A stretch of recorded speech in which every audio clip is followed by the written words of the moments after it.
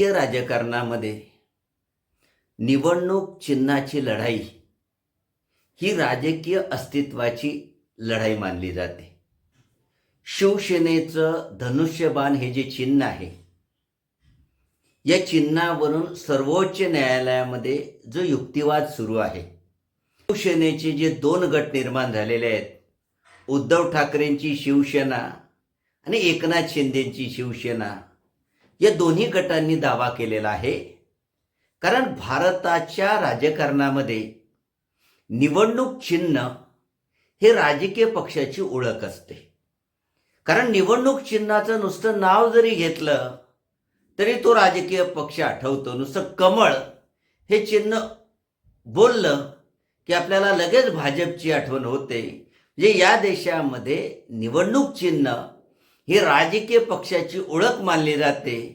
वास्तविक निवडणूक चिन्हाचा जन्म का झाला तर भारतामधले बहुसंख्य मतदार हे अशिक्षित असल्या कारणाने पक्षाचं नाव वाचता येणार नाही, उमेदवाराचं नाव वाचता येणार नाही, म्हणून तो पक्ष, त्या पक्षाचा उमेदवार लवकर लक्षात यावा म्हणून भारताच्या निवडणुकीमध्ये निवडणूक चिन्हाचा वापर जो आहे तो निवडणूक चिन्हाचा वापर केला गेला.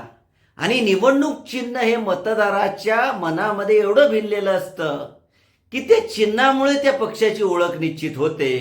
म्हणून एखाद्या पक्षाचं जर चिन्ह गोठवलं गेलं तर त्या पक्षाच्या अस्तित्वासमोर अनेक प्रश्न निर्माण होतात.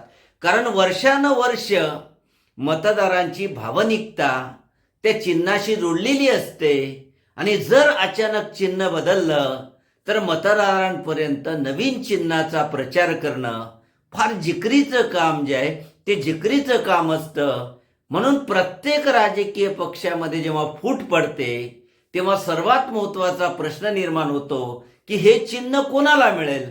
कारण चिन्ह हे फक्त निवडणुकीपुरतं मर्यादित नसतं, तर राजकीय पक्षाच्या चिन्हाशी त्यांची राजकीय अस्मिता जोडलेली असते किंवा मतदारांची भावनिकता जोडलेली असते किंवा कार्यकर्ते जे आहेत त्या कार्यकर्त्यांच्या मनामध्ये चिन्ह भिडलेलं असतं.